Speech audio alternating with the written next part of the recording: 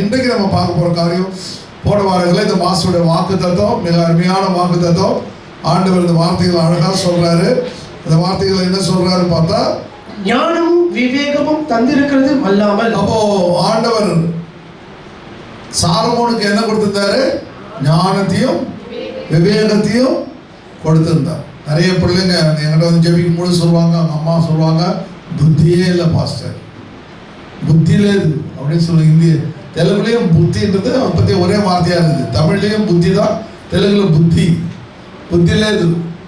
அப்படி புத்தி இல்லை பாஸ்டர், ஞானம் இல்லை பாஸ்டர், படிக்க மாட்டான் பாஸ்டர், ஃபெயில் ஆகிறான் பாஸ்டர் அப்படின்னு சொல்கிறாரு. ஆனால் அவன் பிறக்கும் பொழுதே கர்த்தர் என்ன செய்தாரு? சாலமோனுக்கு ஷலமோன், ஷெலமோன், ஷெலமோன்னா சமாதானத்தின் மகன் அப்படின்னு, ஷெலோமோன் அப்படின்னா சமாதானத்தின் மகன், ஷலோம் அப்படின்ற வார்த்தையை கொடுக்குறாரு. அஸ்திபாரத்தின் மகன், சமாதானத்தின் மகன், ஷலமோன் என்ற வேர்டு. ஞானத்தையும் விவேகத்தையும் தந்ததும் எல்லாம், விஸ்டம் அண்ட் நாலேஜ் இல்லையா, யோக்மா. இதில் வந்து அது ஹீப்ரூ வேர்டு பேர் என்ன? யோக்மா. Wisdom, wisdom, knowledge and understanding.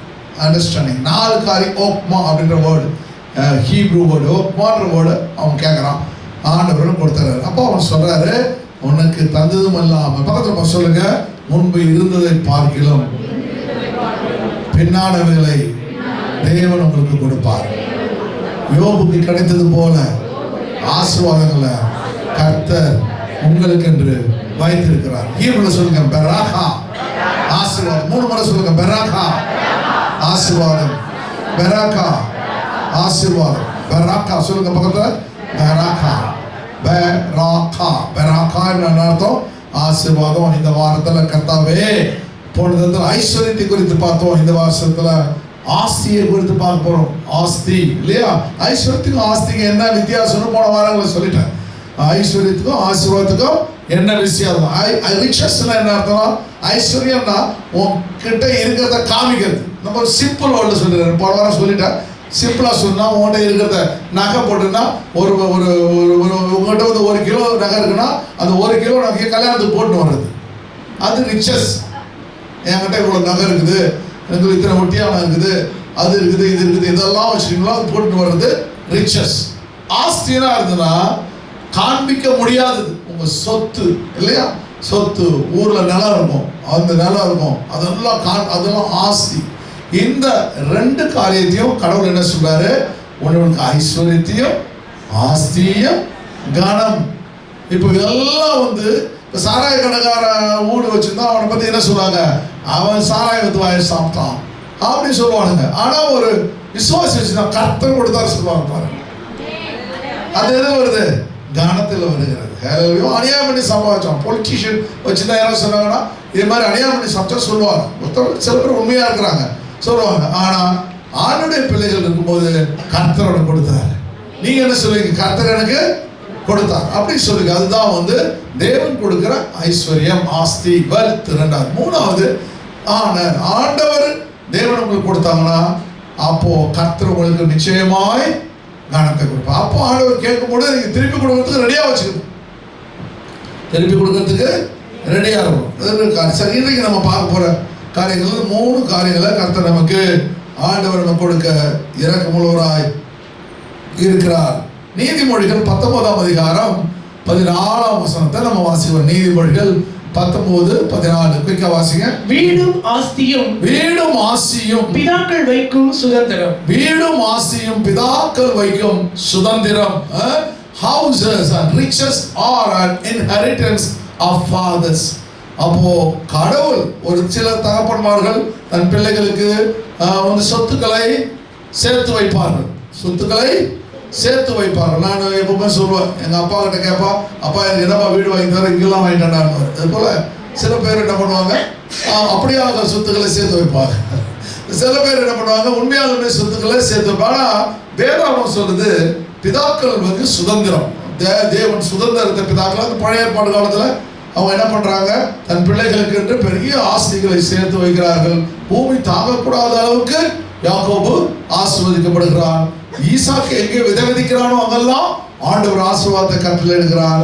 பிறகு இது ஆபிரகாமுக்கு உனக்கு நீ நடக்கிற பூமியே உனக்கு தருவேன்னு சொல்லிடுறார். அவ்வளோ பெரிய ஆசீர்வாதங்களை கொடுத்தாரு. ஆனால் புதிய ஏற்பாடு நாட்களில் ஸ்பிரிச்சுவல் பிளஸிங்கை மாற்றிடுறாரு.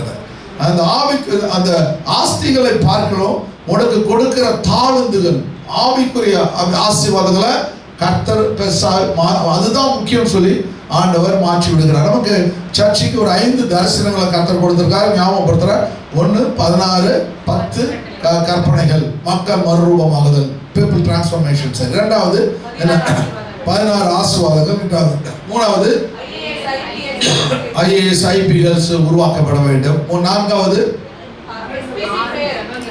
6 ஜபங்களை குறித்து பிரேயர் பிளான்ஸ் 6 ஜபங்களை குறித்து கொடுத்துருக்காங்க. 4 அஞ்சாவது பியாட்டிட்யூட்ஸ் 6 மலை பிரசங்கம். இந்த 5 தரிசனங்களை நீங்கள் மனதிலே வைத்துக் கொள்ள வேண்டும். அது மாத்திரமல்ல, மற்றவங்களுக்கு அதை சொல்லிக் கொடுத்து கொண்டே இருக்க வேண்டும். உங்கள் வீட்டில் ஒரு 10 கமாண்ட்மெண்ட்ஸ் வச்சுங்க, போக்களும் வரத்தலுடைய படிங்க.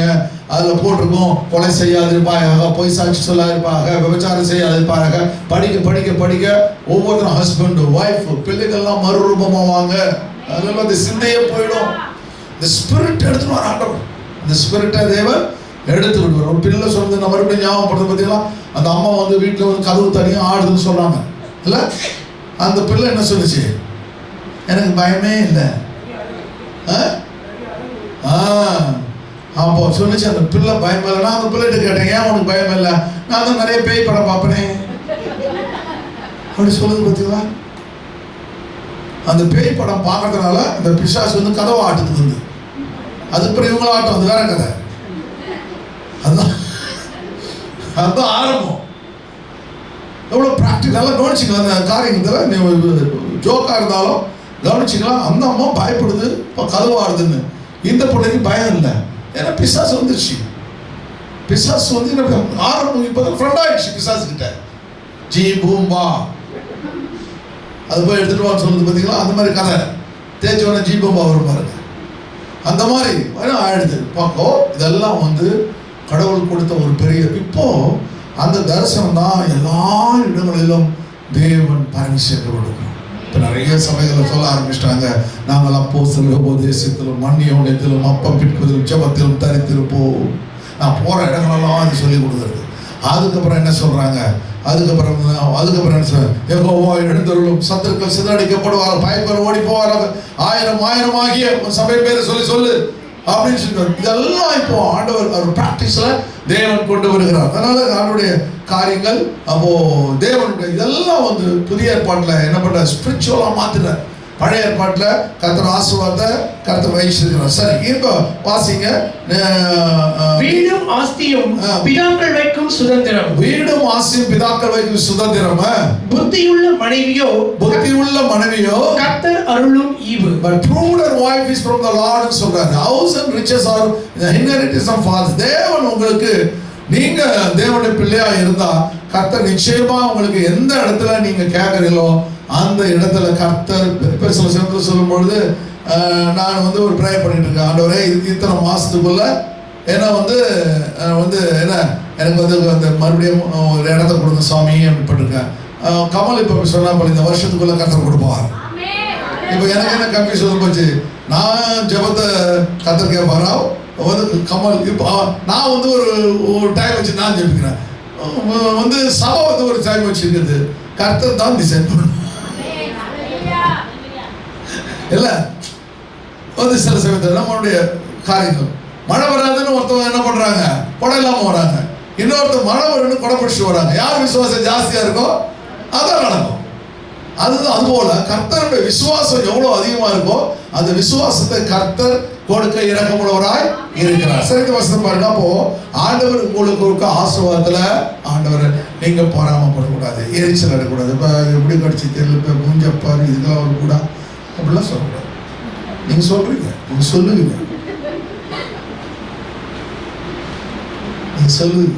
அப்படி சொல்லக்கூடாது. அவங்களுக்கு தேவன் ஆசீர்வதிச்சிருக்காங்க. எவ்வளவு உண்மையாக நமக்கு தெரியாது. ஒரு ஆளுக்கு ஒருத்தங்க கார் கொடுக்குறாங்க, வீடு கொடுக்குறாங்கன்னா உண்மை இல்லாதமா கொடுப்பாரு.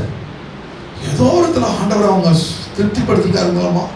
அப்போ ஆண்டவர் தேவன் என்ன பண்றாரு? பரிசுத்தாரு. ஒரு அம்மா என்ன சொல்றாங்க, எல்லாம் சமகரம் தான், எனக்கு வேற கதை முன்னெல்லாம் நிறைய கதை வந்து இதில் தேடிட்டு இருப்பேன், புக்கெல்லாம் படிப்பேன். கதையை படிக்கிறதே இல்லை. ஏன்னா அந்த வாரம் முழுவதும் எனக்கு நிறைய கதை வந்துடுது. அதே எனக்கு வந்து ரொம்ப ஈஸியாக போயிடுது. நான் அந்த நாளில் நினைப்பேன், சிபிஎம் பாஸ்டர்ஸ்லாம் இப்போ அவ்வளோ ஃப்ளோவாக பேசுகிறாங்க, எவ்வளோ புக்கை படிப்பாங்க. இப்போ தான் எனக்கு தெரியுது புக்கை படிக்க வேண்டாம், நம்ம ப்ராக்டிக்கல் லைஃபே நமக்கு நல்லா க்ளீனாக தெரிஞ்சு போகுது. அந்த அம்மா சொல்லுது, ஐயா அந்த அந்த பொண்ணு சொல்லுது அந்த அம்மாவை குறித்து, அப்பா ஏன்னு சொல்லுது, அப்பா வந்து எங்கள் அம்மா செய்யறது எனக்கு நெஞ்சு வலி வருதுப்பா. ஒரு 2 பிள்ளைங்கப்பா, ஒரு பிள்ளை மேலே பாசமாக இருக்காங்க, இன்னொரு பிள்ளைங்களை வந்து பாசமாக இல்லைப்பா அப்படின்னு சொன்னது.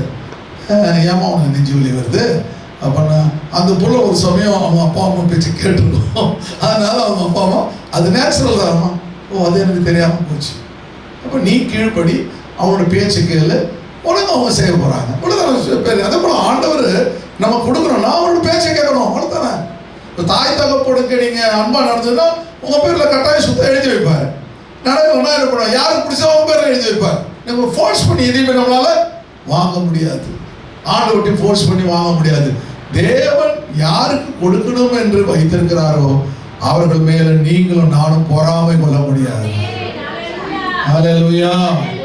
அவர் நிச்சயமாய் உங்களை ஆசீர்வதிப்பார். நீ சொல்ல நீ காலையில் 4 மணிக்கு எனக்கு சொன்ன வேர்டு என்ன தெரியுமா, என் காதில் அப்படியே ரிங்கார வந்து, முன் நிலைமையை பார்க்கலும் பின் நிலைமையை நான் ஆசீர்வதிப்பேன். ஹல்லேலூயா, ஹல்லேலூயா.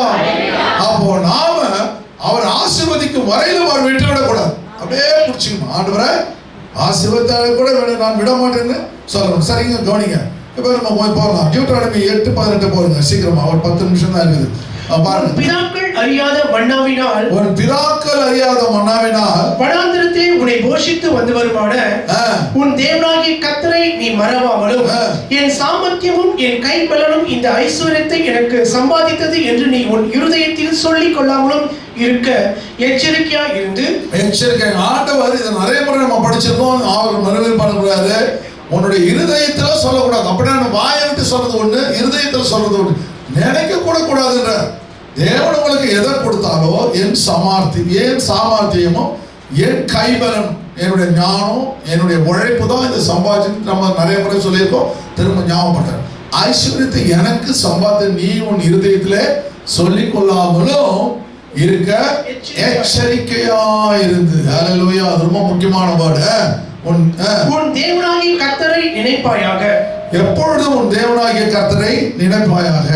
அவரே உன் பிதாக்களுக்கு ஆணையிட்டு கொடுத்த தம்முடைய உடன்படிக்கையை உறுதிப்படுத்தும்படி இந்நாளில் உனக்கு உண்டாயிருக்கிறது போல ஐஸ்வர்யத்தையும் சம்பாதிக்கிறதுக்கான பலனை உனக்கு கொடுக்கிறவர். உங்களுக்கு நல்லா புரியுது இல்லையா? ஆண்டவர் உங்களுக்கு கொடுக்கிற ஆசீர்வாதம் சொல்லுங்க, யாரோ ஒருவர் எனக்காக ஜெபித்திருக்கிறார். உங்க தகப்பனா இருக்கலாம், உங்க தாத்தாவா இருக்கலாம், உங்க பாட்டியா இருக்கலாம், முப்பாட்டியா இருக்கலாம், யாராவது இல்ல ஒரு நண்பனா இருக்கலாம், இல்ல உங்க ஒரு உறவினர்களா இருக்கலாம், அக்காவா இருக்கலாம், தம்பிச்ச, யாரோ ஒருவர் உனக்காக ஜெபித்திருக்கிறார். இப்போ உங்களுக்கு திறமை இருந்து வேலை செய்றீங்க, திறமை இருந்து பிசினஸ் பண்ணீங்க, இருந்தாலும் தேவன் உங்களுக்காக யாரோ ஒருவரை ஜெபிக்க வைத்திருக்கிறார். ஹல்லேலூயா, ஹல்லேலூயா, ஹல்லேலூயா. ஒருத்தர் கடன் கேட்கறதுக்கு ஒருத்தர்கிட்ட பணம் சொன்னாரா, நீங்க வாங்க நான் வீட்டுக்கு தருவோம், வாங்க வீட்டுக்கு வாங்க நான் பணம் தரேன் சொன்னாராம். சரி, இவர் போய் அவர் வீட்டுக்கு போனாரா, பணம் தருவாரு. திடீர்னு பேசி முடிச்சுட்டு ஜெபிக்கலாமான்னு சொன்னாராம். சரி, இவர் நினைச்சாரு ஜெபிச்ச உடனே கொடுப்பாருன்னு. ஜெபிச்சு முடிச்ச உடனே போயிட்டு வரங்க நல்லபடியான்னு சொல்லிட்டாராம். அப்புறம் வந்துட்டு என்ன பண்ணாரா, வீட்டுக்கு வந்துட்டாராம். வீட்டுக்கு வந்துட்டு மறுபடியும் அவர் ஃபோன் அடிச்சாரா, ஐயா நீங்க உங்க வீட்டுக்கு வர சொன்னீங்க, வந்தேன், நீங்க வந்து பணம் தர சொன்னீங்க, எனக்கு கூப்பிட்டீங்க, நீ கொடுக்கலையேப்பா ஐயா, மறந்துட்டீங்களான்னு கேட்டேன். மறக்கல, கர்த்தர் கொடுக்க வேணாம் சொல்லிட்டேன்.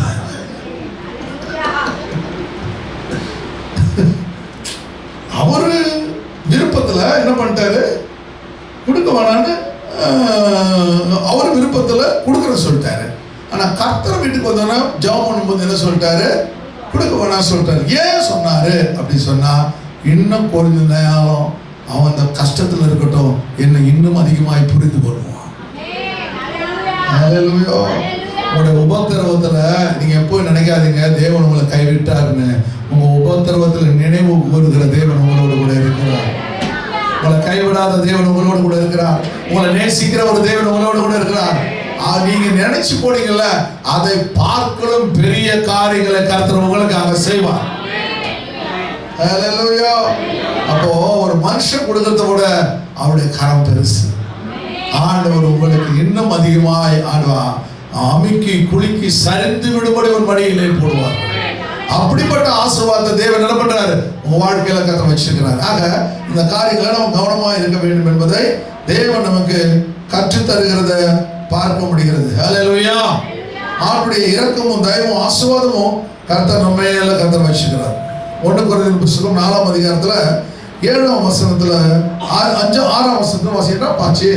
1 கொரிந்தியர் 4:5 இயேசுவின் நாமத்தில் ஹல்லேலூயா. அந்த மைக் ஒழுங்காவதா பிசாசே போ அப்படின்னு சொல்லிக்கிறார். இந்த மைக்கு நாவியை கர்த்தரை மாற்றி போடுவாரா? சரி,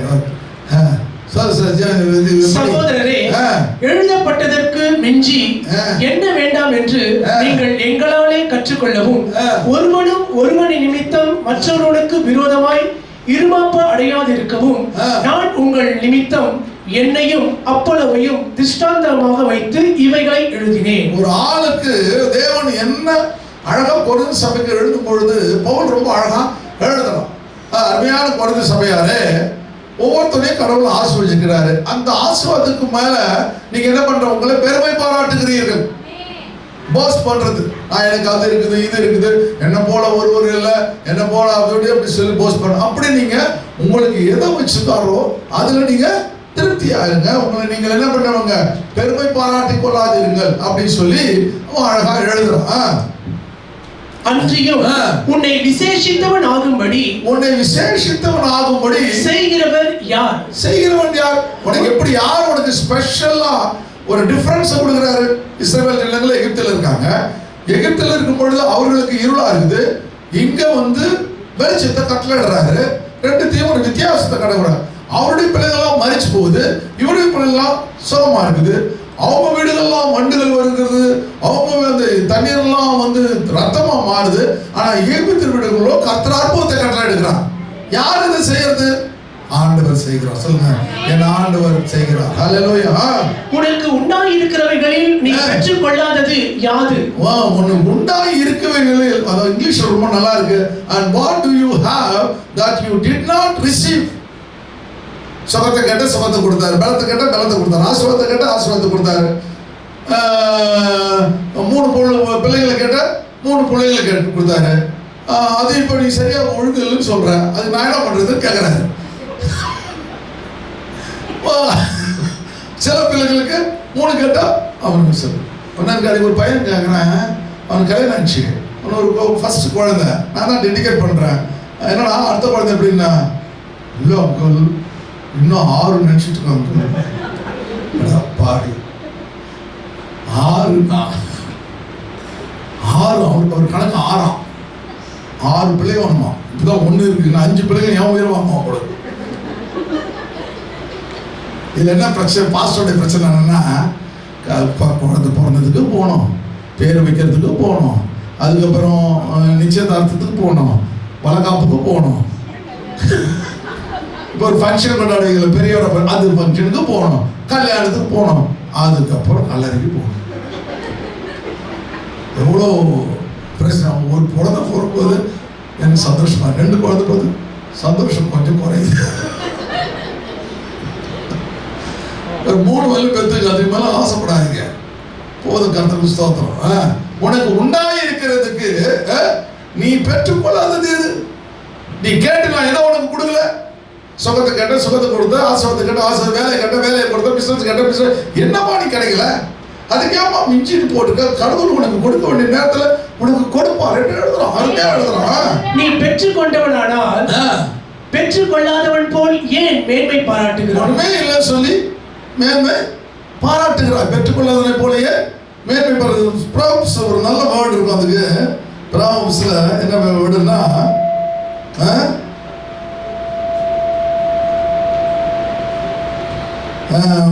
13:7 வாசிங்க. அதுக்கு 13:7 விக்கா. ஒன்றுமில்லாதிருக்க தன்னை செல்வனாக பாராட்டுகிறவனும் உண்டு, மிகுந்த செல்வம் இருக்க தன்னை தரித்திரனாக பாராட்டுகிறவனும் உண்டு. நல்லா கவனிங்க, ரொம்ப அழகா எழுதுறான். ஒன்றும் இல்லாத இருக்க, அவர்கிட்ட ஒண்ணுமே கிடையாது. அவர் என்ன பண்ணுவாரு? அப்படியே இல்லாத அதாவது ஒரு இது வச்சுக்கலாம். இப்போ கல்யாணத்துக்கு இப்போ ரொம்ப ஃபேஷன், எனக்கு நீங்கள் அதை செய்யக்கூடாதுன்னு நான் நினைக்கிறேன். நீங்கள் செஞ்சாலும் அதை பற்றி ஒன்றும் இல்லை, நான் கேட்க மாட்டேன். ஒன்று என்ன பண்ணுறது, இப்போல்லாம் கவரிங் விற்கிது இல்லை, கல்யாணத்தில் என்ன பண்ணுறாங்க பார்த்தீங்கன்னா கவரிங். அவர் கல்யாணத்துக்கு போயிருந்தேன், எனக்கு அதெல்லாம் தெரியாதுமா. அதெல்லாம் அப்படி போட்டால் அவங்க ரொம்ப அவங்க கல்யாணம் நடத்துறதுக்கு எப்படின்னு தெரியல. எவ்வளோ காசு? நான் ஒரு 50,000 ரூபாய் முடிச்சுன்னு பார்த்தேன், சாப்பாட்டுக்கு ஆகுதுன்னு சொல்லி. அவங்க கல்யாணமாக 50,000 தான் நடக்குது. ஆனால் இந்த பொண்ணுமா 2 கிலோ போட்டுக்குதுமா. எனக்கு ரொம்ப கொஞ்சம் கன்ஃபியூஸாக ஆகி போச்சு. இவ்வளோ இது இங்கேமா போட்டிருக்கு, இங்கேமா ஒட்டியானம் போட்டிருக்குது, இவ்வளோ கழுத்தில் போட்டிருக்குது, எங்கே பார்த்தாலும் நிறையா இருக்குது. பேங்க் இதுலேருந்து இது வரையும் போட்டிருக்கு. எனக்கு நான் கேட்குறேன் பக்கத்துக்கிட்ட, இந்த அம்மா அப்பா 50,000 கல்யாணம் முடியுது, சாப்பாடு முடியுது, இவ்வளோ நகை போட்டு காசு இல்லை காசு போய் சொல்லிச்சேன்னு. ஐயா, அப்போதான் இந்த கதையை எனக்கு தெரியும். ஏன்னா அந்த காலத்தில் இதெல்லாம் கிடையாது, எல்லாம் வாடகைங்க. ஓ, இப்படி நேச்சுரலாக இருக்குமா? நேச்சுரலாக நீ தயவுசெய்து பண்ணாதீங்க. 2 குண்டு மணி தானே அது மட்டும் போட்டு வந்து நில்லுங்க. கல்யாணம் பண்ணிக்கிறது நான் இருக்கிறேன். அம்மாவுக்கு ஒன்றுமே போட கல்யாணம் பண்ணிருந்தேன். புரியுதா உங்களுக்கு சொல்றது? அது இல்லைங்க, மனசு தான் முக்கியம். அல்லேலூயா. பணத்துக்கும் பொருளுக்கும் ஆசைப்படுற ஒழுங்கா வச்சுக்க மாட்டாங்க. புரியுதா புரியலையா? இன்னும் புரியல.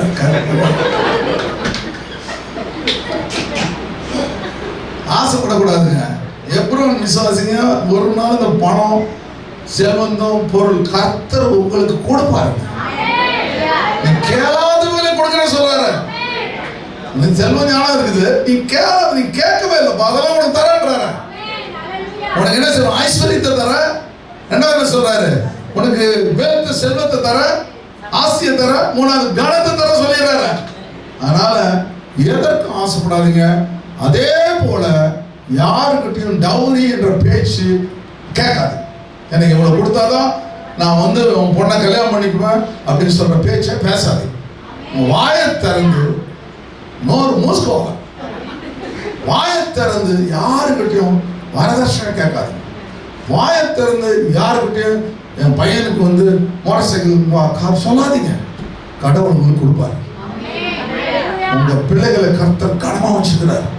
உங்க பிள்ளைகள் தேவன் ஒண்ணு அதை பார்க்கணும் 10 மடங்கு 100 மடங்கு உங்களை ஆஸ்வதிப்பார். அதில் நான் பிராக்டிக்கலாக சொல்றேன், உண்மையா சொல்றேன். எனக்கும் அவங்க கேட்டாங்க, எனக்கு என்ன வேணும், எவ்வளோ சொத்து எழுதணும், எவ்வளோ டவுரி கொடுக்கணும், எல்லாம் அண்ணன் என்கிட்ட கேட்டார்.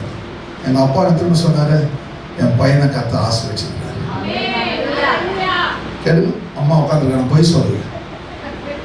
அல்லேலூயா. எங்கள் பையனை கர்த்தர் சொல்லு. எங்கள் அப்பா சொன்னாரு, டேய் அதுக்கப்புறம் அவங்க சொல்லி யாரும் சொல்லு, டேய் என்னப்பா அவங்க தான் கொடுக்குறாங்கப்பா, நிறைய சொத்து இருக்கு போனதுப்பா, நீ என்னப்பா நீ டக்குனு வாய் விட்டுட்ட அப்படின்னு. டேய் உங்க கை இப்படிதான் பார்க்கணும், இப்படி ஆகப்படாதா, பழக்க தெரியாத மனுஷன். ஆனா எனக்கு கொடுத்தாரு ஆண்டு.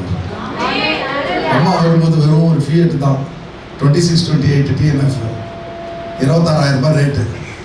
அதுக்கு பிறகு கர்த்தர் மெர்சிடிஸ் பென்ஸ் வாங்குற அளவுக்கு கர்த்தர் ஆசைப்பட்டு. நான் அன்னைக்கு ஆசைப்பட்டதுன்னா எனக்கு கர்த்தர் கொடுத்துருக்க மாட்டேன். எங்கள் அப்பா ஆசைப்படல, எங்கள் அப்பா என்னை திருத்தினார். நான் கேட்கல, கொடுத்தா நல்லா இருக்குன்னு நேரத்தில் தருவா. நம்ம கேட்கல, கேட்க மாட்டேன், அதெல்லாம் கிடையாது. ஆனால் எங்கள் அப்பா சொன்னார், ஆனால் எங்கிட்ட இல்லை அப்போ. ஆனால் எங்கள் அப்பா சொன்னார், இல்லை நாங்கள் அம்மாவை நம்ம தானே கல்யாணம் பண்ணேன், என்னை கர்த்தர் ஆசீர்வதிச்சார். அப்படி நீங்கள் மாறணும்.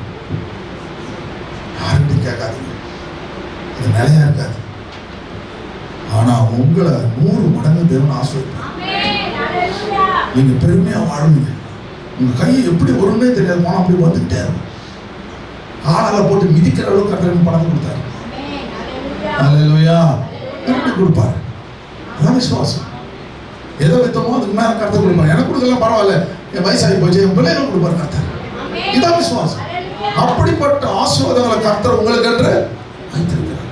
பாருங்க, ஒன்றுமில்லாதது தன்னை செல்வனாய் பாராட்டுகிறவனும் உண்டு, மிகுந்த செல்வம் இருக்க தன்னை ஒண்ணுமே இல்லை. எல்லாரும் வீட்டுல ஒண்ணுமே இல்லை, ஒண்ணுமே இல்லைன்னு அல்லேலூயா. ஒரு அருமையான உதாரணம் பிராக்டிக்கலா நடந்துச்சு.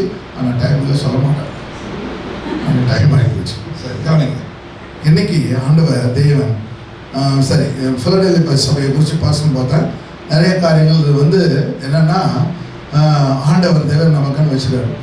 பிலடெல்பியா சபையில் தேவன் ஒரு சில வார்த்தை லவோதிக்கா சபையை பார்த்து ஒன்னே ஒன்று வார்த்தை நிறைய இருக்குது. லவோதிக்கா சபைனா என்ன அர்த்தம்னா வந்து people rule of the people அப்படின்னா அர்த்தம்னா அந்த சபை ஒரு மேய்ப்பனால் நடத்தப்படவில்லை, அந்த சபை தேவ தரிசனால் நடத்தப்படவில்லை, மக்களே சபையை நடத்துகிறார்கள். அவர்கள் என்ன நினைக்கிறாங்களோ அதை செய்யறாங்க. லவோதிக்கா அப்படின்னா the people's opinion or rule of the people. அவங்க தான் சபையை நடத்துறாங்க, அவங்க இஷ்டத்துக்கு சபை மெய்ப்பில்லாத சபையை போல போகிறது. அந்த சபையை கர்த்தர் பார்த்து என்ன சொல்றாரு பாத்தீங்கன்னா, அது முதல் வசனம் இப்ப கடைசி வசனம் வாசிக்கலாம். லவோதிக்கா சபையின் தூதருக்கு, லவோதிக்கா சபையின் தூதருக்கு நீ எழுத வேண்டியது என்னவெனில், உண்மையின் சத்தியமும் உள்ள சாட்சியும் தேவனுடைய சிருஷ்டிக்கு ஆதியுமாய் இருக்கிற ஆமென் என்பவர் சொல்லுகிறதாவது. என்ன சொல்றாரு பாருங்க, உன் கிரியைகளை அறிந்திருக்கிறேன், உன் டீட்ஸ் என்னன்னு எனக்கு தெரியும். நீ குளிரும் அல்ல அனலும் அல்ல. நீ குளிரும் அல்ல. விசுவாசத்துல தேவனுடைய சமூகத்துல தேவ பிள்ளைங்க என்ன பண்ணக்கூடாது, லூக்வார்ம் அப்படின்னு சொல்லுவாங்க. வெதுவெதுப்பா இருக்கிறதுக்கு விட. நான் அடிக்கடி சொல்லுவேன், யாராவது கூட வந்தோன்னா வந்து ஒன் வாட்டர்னு கேட்பான், ஹாட் வாட்டர் கோல்டு வாட்டர், சில பேர் லூக்வார்ம்னு சொல்லுவாங்க. அப்போ டக்குன்னு நான் சொல்லுவேன் வாய்ந்து பண்ணி போடணும். அப்போ என்ன பண்ணணும், ஹாட் வாட்டருக்கு வந்து கூலாக தப்பு கிடையாது. ஆனால் கேட்கும் போது லூக்வார்ம்னா ஒரு ஹோப் இல்லாமல் வளருது. லூக்வார்ம்னா என்ன அர்த்தம்னா ஒரு காரியத்தில் வந்து நிலையா இல்லாமல் இருக்கிறது. ஆண்டவரும் வேணும், சடகாச்சாரமும் வேணும். ஆண்டவரும் வேணும். நான் கொண்டு போய் எங்கள் ஊரில் வந்து மாரியம்மா கோயில் இருக்குது, நான் அங்கே போய் என்ன பண்ணுவேன், காது குத்தி போய் என் பொண்ணுக்கு. இங்கே வந்தோன்னா அல்லேலூயா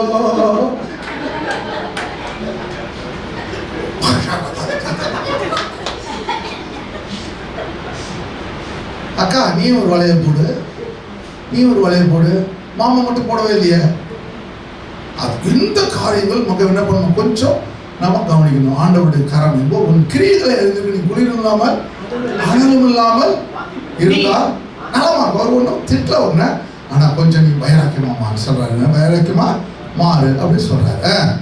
இப்படி நீ குளிருமின்றி அனலுமின்றி வெதுவெதுப்பாய் இருக்கிறபடினால் உன்னை என் வாயினின்று வாந்தி பண்ணி போடுவேன். வாமிட் பண்ணி போடுவோம்னா என்ன அர்த்தம், திரும்ப உன்னை சேர்த்துக்க மாட்டேன்னு அர்த்தம். நீங்கள் நிறைய சாப்பிட்றீங்க, சாப்பிட்டோன்னு உங்களுக்கு வாமிட் வருது, வாமிட்டை மறுபடியும் எடுத்து பாட்டில் வச்சு ஆளுங்க பார்த்துலாம் இருப்பீங்க. ஆனால் நாயுடைய கேரக்டர்னா கற்கிலிருந்து திரும்ப, ஆனால் அந்த பரலோகத்தில் பிரவேசிப்பதில்லை. சரிங்களா? அப்போ தேவன் திரும்ப உங்களை சேர்த்துக்கொள்ள மாட்டாருன்னா உங்களுக்கு கொடுத்து கொண்டிருந்த அந்த ஆசீர்வாதங்கள் தடைப்பட்டு போய்விடும். புரியுதா உங்களுக்கு? புரியலையா? ஆண்டவர் உங்களுக்கு தலையில என்ன பண்ணாரு, ஆண்டவர் ஒதுக்கி நிற்கிறார். ஐயோ அனலும் இல்லாமல் குளிருமால் இருக்கிறார். அதனால என்ன பண்றாரு, திரும்ப உங்களை அவரால் சேர்த்து கொள்ள முடியாது. உங்களுக்கு சுதந்திரிக்க வேண்டிய ஆசீர்வாதங்களை உங்களால் மறுபடியும் சுதந்திரிக்க முடியாது என்பதை ஆண்டவர் சொல்றாரு. நீ நிர்பாக்கியம் உள்ளவனும் அதையும் கூட அந்த சபையை குறித்து ஒரு பெரிய ஒரு அருமையான அந்த மக்களை குறித்து ஒரு பெரிய நல்ல காரியங்களை வச்சிருக்கிறார். நீ நிர்பாக்கியம் உள்ளவனும் பரிதபிக்கப்படத்தக்கவனும் தரித்திரனும் குருடனும் நிர்வாணமாய் இருக்கிறதை அறியாமல் நான் ஐஸ்வர்யவான் என்றும் நிரம்பிய சம்பளன் என்றும் எனக்கு ஒரு குறைவும் இல்லை என்றும் சொல்லுகிறபடியா. ரொம்ப முக்கியமான பாயிண்ட். நிறைய பிலீவர்ஸ் செய்யற பெரிய தவறு என்னன்னா, தங்கிட்ட இல்லைன்னு சொல்றதுக்கு வந்து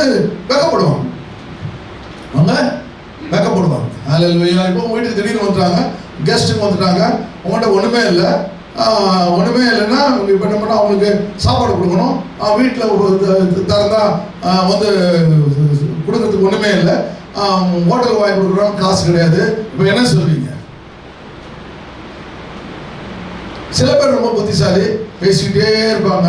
பேசிட்டே இருந்தோன்னா அப்படியே பொண்ணும் மணி 2:30 ஆகிடும். நான் போயிட்டு வரட்டுமா, போயிட்டு அப்புறம் பொண்ணு, ஐயோ நான் கூட பேசிக்கிட்டே இருந்துட்டுனா நீங்கள் சாப்பிட்டீங்கன்னா கூட கேட்கல. பயங்கரமான இது, ரொம்ப அடுத்த லெவல் இது.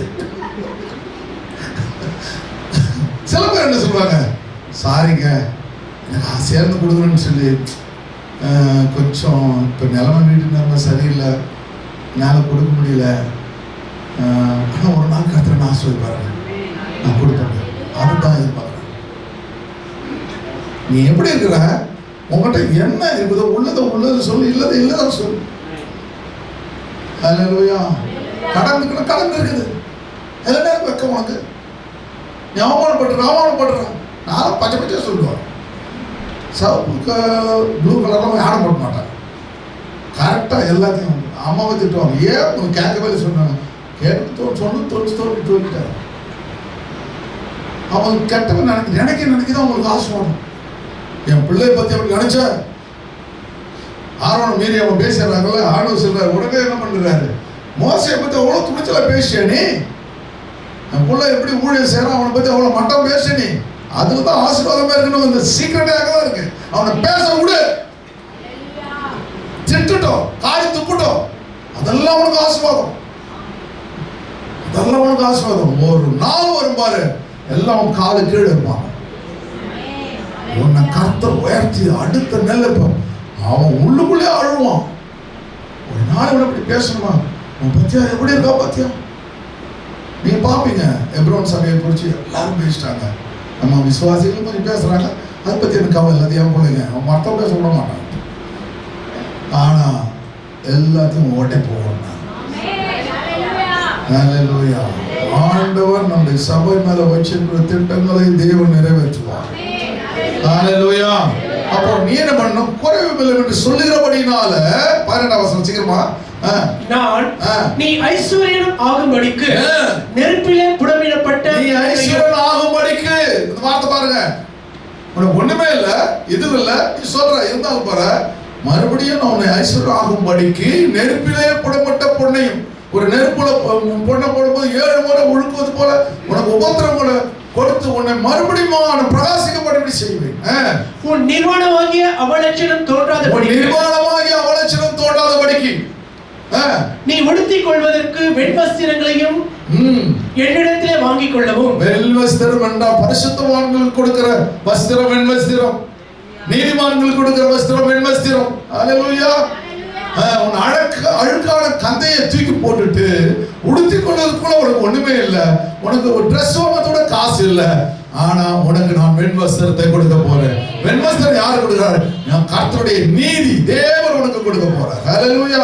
உனக்கென்று ஒரு அப்பாற்பட்ட ஆசீர்வாதத்தை யாரு வெண்வஸ்திரம் போட்டிருக்காங்க, பாஸ்டர்ஸ் போடுறாங்க, ஊழியக்காரங்க போடுறாங்க, வந்து பாலிட்டிஷியன் போடுறாங்க, ஒரு இது பட்டா கூட கரப்பட்ட கூட திருப்பி 2 நாள் போட முடியாது. அப்படிப்பட்ட உயர்ந்த வஸ்திரங்களை நான் உனக்கு உயர்த்துவேன். எப்படி இருக்கணும், நீ உண்மை உள்ளவனாக இருக்க வேண்டும், அனலும் இல்லாமல் குளிரும் இல்லாமல் இருக்கக்கூடாது, எப்பொழுதும் உறுதி உள்ளவனாக இருக்க வேண்டும். நீ பார்வை அடையும்படிக்கு உன் கண்களுக்கு கலிக்கம் போடவும் வேண்டும் என்று உனக்கு ஆலோசனை சொல்லுகிறேன். எல்லாம் நீ பார்வையிடம் கவனிக்கணும், என்னென்ன காரியம் நடக்குது என்பதை நீ கவனிக்க வேண்டும். உனக்கு கேட்ராக்ட் மாறணும். அல்லேலூயா. ஆண்டவர் தேவன் கண்களை பிரகாசமுள்ள கண்களாய் மாற்ற வேண்டும், தூர தரிசனங்களை பார்க்கிற கண்களாய் மாற்ற வேண்டும். அல்லேலூயா. ஆகாரே உனக்கென்று ஒரு துறவை நான் வைத்திருக்கிறேன். அல்லேலூயா. உன் குழந்தை செத்து போவதில்லை, உன் சந்ததியை அதிலிருந்து உருவாக்க போகிறேன். ஒரு குழந்தை செத்து போன ஆகாரம் எடுத்தா, ஆனா கர்த்தர் ஒரு துறவை கொண்டு பண்ணினார். அல்லேலூயா. அந்த துறவு மூலமா சந்ததி உண்டு. அன்றைக்கு ஆண்டவர் திறந்த சம்சம் நீரூற்று இன்றைக்கும் ஆண்டவர் செழிப்பாய் மாற்றிக் கொண்டிருக்கிறார். எத்தனை லட்சம் எத்தனை கோடி பேர்கள் தண்ணி எடுத்துக்கிட்டே இருக்காங்க. என்னங்க 4000 6000 வருஷங்க இன்னைக்கு அந்த தண்ணி குற்றி வற்றி போகவே இல்லை. அப்படிப்பட்ட ஒரு தேவன் உங்களோடு கூட இருக்கிறார். நீரூற்றை காணத்தக்கதாய் உன்னை ஆசீர்வதிப்பார். ஹல்லேலூயா. ஒரு பாட்டில் தண்ணி இல்ல, கர்த்தர் உங்களுக்கு ஒரு நீரூற்றை கர்த்தர் வைத்திருக்கிறார். ஹல்லேலூயா. உங்களுடைய கண்கள் தேவன் தெளிவாக்கும்படியாக கர்த்தர் விரும்புகிறார். இந்த நிறைய ஒரு 10 பாட்டு இருக்குது அந்த இதுல லவோதிக்கா சபையை பத்தி. ஹல்லேலூயா. ஆண்டவர் உங்களை ஆசீர்வதிப்பார். இன்றைக்கு ஆண்டவர் நம்மோடு கூட பேசினார். இன்னைக்கு ஆண்டவர் நம்ம கற்றுக்கொண்ட காரியம், ஆண்டவருக்கு கொடுத்த காரியம் வெல்த். தேவன் ஆண்டவர் உங்களுக்கு என்று ஆஸ்தியை வச்சிருக்கிறாரு. அந்த ஆஸ்தியை வச்சிருக்கிற அந்த ஆஸ்தி எப்படி இருக்க வேணும் அப்படி சொன்னா, அந்த ஆஸ்தி தேவன் கொடுக்கிற ஆஸ்தியாக இருக்க வேண்டும். உன் கைபலத்தினால சம்பாதிச்சது நீ உன் இருதயத்திலே சொல்லிக் கொள்ளாமல் இருப்பாயாக. ஹல்லேலூயா. இரண்டாவது காரியம் அவர் சொல்லிக் கொள்கிற காரியம், தேவாதி தேவன் எல்லா விதத்திலும் கர்த்தரை உயர்த்தவனாய் இருக்க வேண்டும். மூன்றாவது காரியம் அவர் சொல்றாரு, உன்னுடைய நிலைமையை தேவனிடத்திலே உண்மையாய் நீ கொடு. உன்னை கர்த்தராகிய நான் ஆவியானவர் நான் கடைசி வரையில் உன்னை பாதுகாக்க வல்லமை உள்ளவராய்